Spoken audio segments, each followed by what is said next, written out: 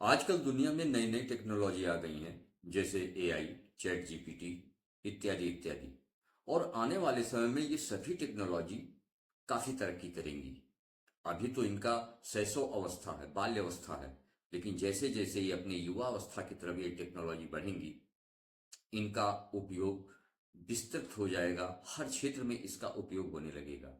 अभी जो चंद्रयान भेजा गया था, उसमें जो प्रज्ञान रोवर था, उसमें भी एआई टेक्नोलॉजी का इस्तेमाल किया गया है।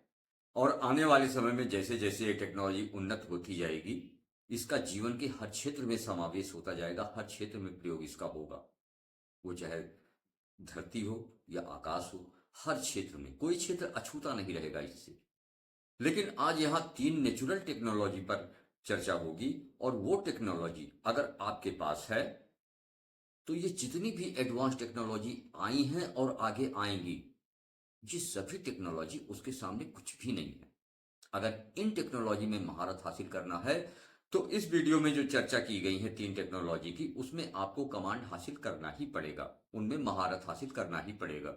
इन तीनों टेक्नोलॉजी के महत्वपूर्ण चर्चा के साथ साथ वीडियो के अंत में यह भी बताया जाएगा कि आखिर वो कौन सी एक्सरसाइज है जिसको हम प्रतिदिन अपने जीवन में जगह देकर इस तीनों टेक्नोलॉजी में महारत हासिल कर सकते हैं और सफलता प्राप्त कर सकते हैं।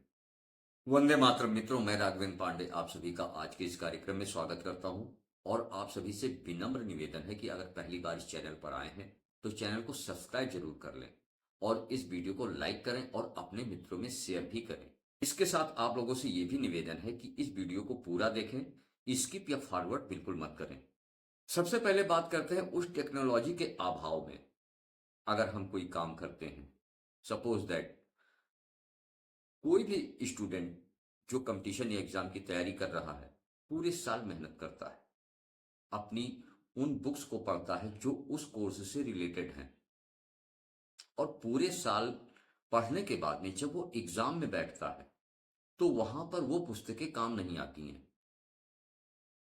उस समय अगर कोई काम आता है, तो उसका याददाश्त में समेटा उसका ज्ञान काम आता है। आप ही सोचिए, अगर आप किसी डॉक्टर के पास जाएं और वो आपको एग्जामिन करने के बाद में दवा लिखते समय मोटी मोटी किताबें उठा के देखना शुरू करे, किताबों से देख के दवा लिखे, क्या इफेक्ट पड़ेगा आपके ऊपर? कितना भरोसा आप उसके ऊपर करेंगे? क्या कोई वकील बहस करते समय जज के सामने कानून की धाराओं की मोटी मोटी किताबें अपने पास रखता है, उसको देख के बहस करता है? नहीं। वो अपने ज्ञान के आधार पर, अपने ज्ञान में, अपने मस्तिष्क में जो याददाश्त समेटा है उसने, उसके आधार पर वो बहस करता है। और उसी के आधार पर उसके सारे कार्य की रूपरेखा होती है। ऑपरेशन थिएटर में जो भी डॉक्टर ऑपरेशन करते हैं, वो अपने याददाश्त में समेटे ज्ञान के आधार पर करते हैं। उस समय वो किताब खोल के नहीं देखते। इससे यह सिद्ध होता है कि हमारे पास जो प्राकृतिक रूप से कुदरत की दी हुई टेक्नोलॉजी है, याददाश्त, अगर वो मजबूत नहीं है, वो स्ट्रांग नहीं है, अगर हम स्ट्रांग मेमोरी के मालिक नहीं है, तो कोई भी चीज इस जीवन में नहीं सीख सकते हैं। नई टेक्नोलॉजी की बात ही अलग है, कोई भी चीज नहीं सीख सकते हैं। तो अगर हम अपनी मेमोरी को स्ट्रांग कर लें, अगर इस टेक्नोलॉजी में हम महारत हासिल कर लें, तो बाकी सारी टेक्नोलॉजी अपने आप स्वतः हमें हासिल हो जाती है।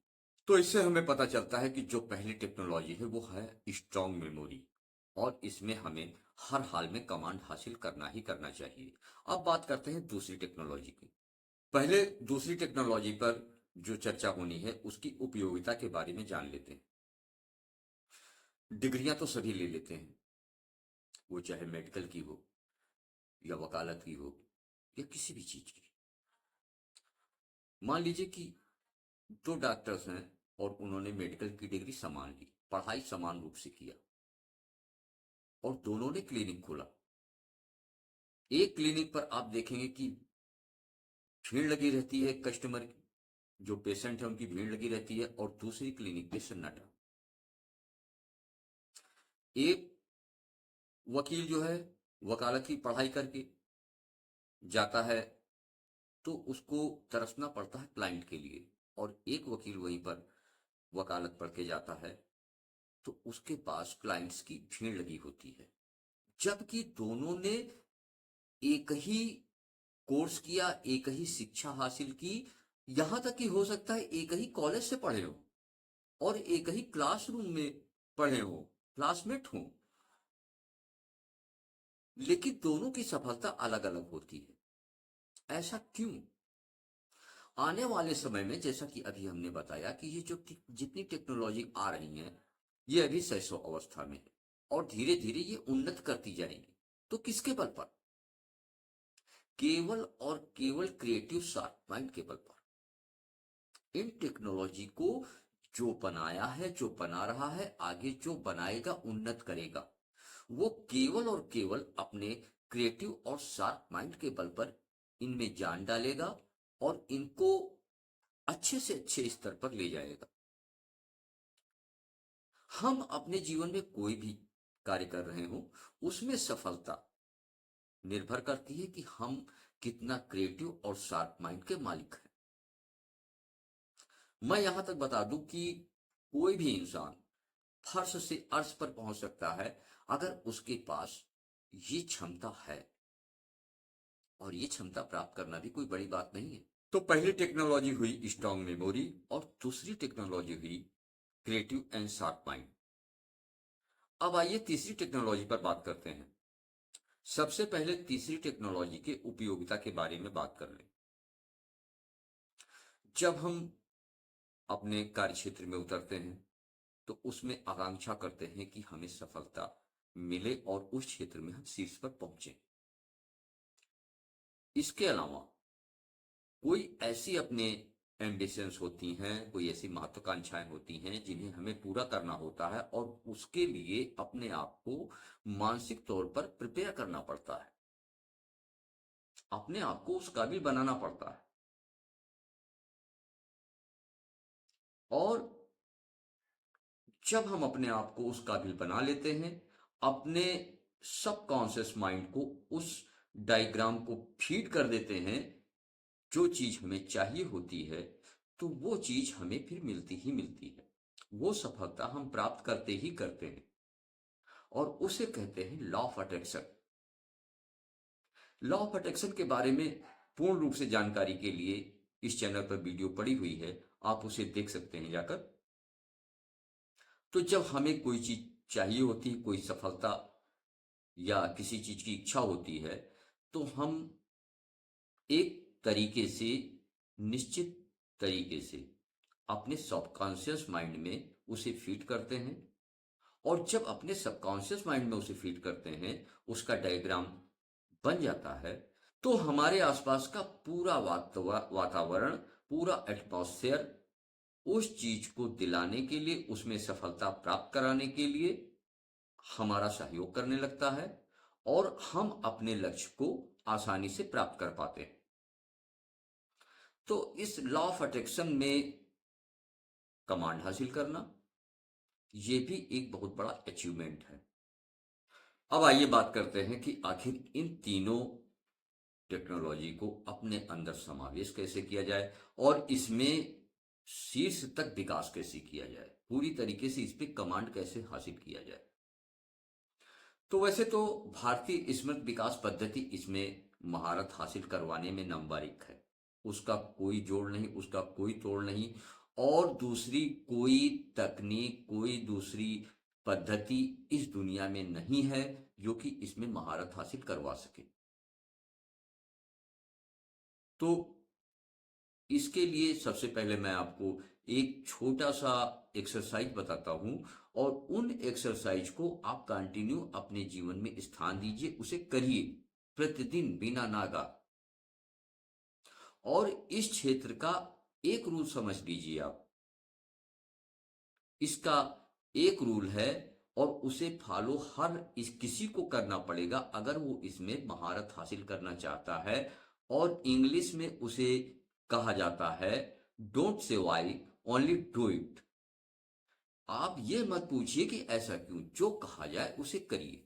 तो यहां जो मैं एक्सरसाइज बताने जा रहा हूं उसे ध्यानपूर्वक सुनिए और ध्यानपूर्वक समझिए।